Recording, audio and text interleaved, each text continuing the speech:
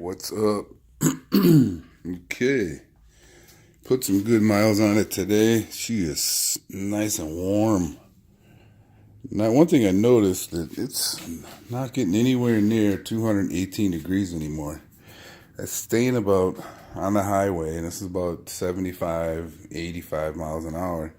It's hovering right around 204, maybe 206, and then it'll drop back down. So that thermostat issue, well, I didn't know I had one until now or yesterday, but still no leaks. The smell of antifreeze or coolant is gone.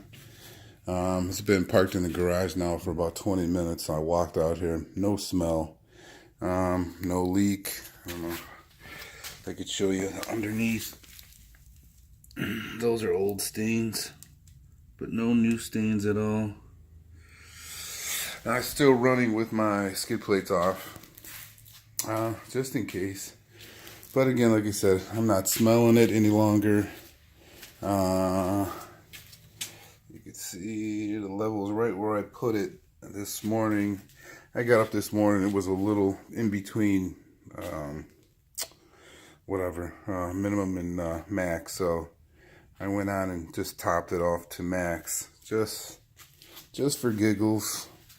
So I'll keep an eye on that over the next month. But like I said, no smell, no leak.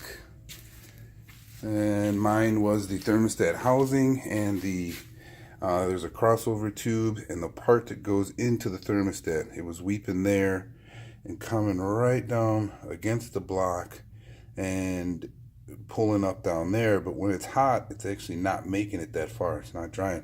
So the valley was filling up, and then it would weep out the front and down. So check your valley if you got a borescope. If not, you could pull this cover off here, pull that little piece of insulation out, and you'll be able to look down inside there to see if you're seeing coolant. And again, if you are seeing coolant underneath that valley, there's going to be your problem at your thermostat that's underneath the supercharger, and there's a connecting pipe that goes to the rear.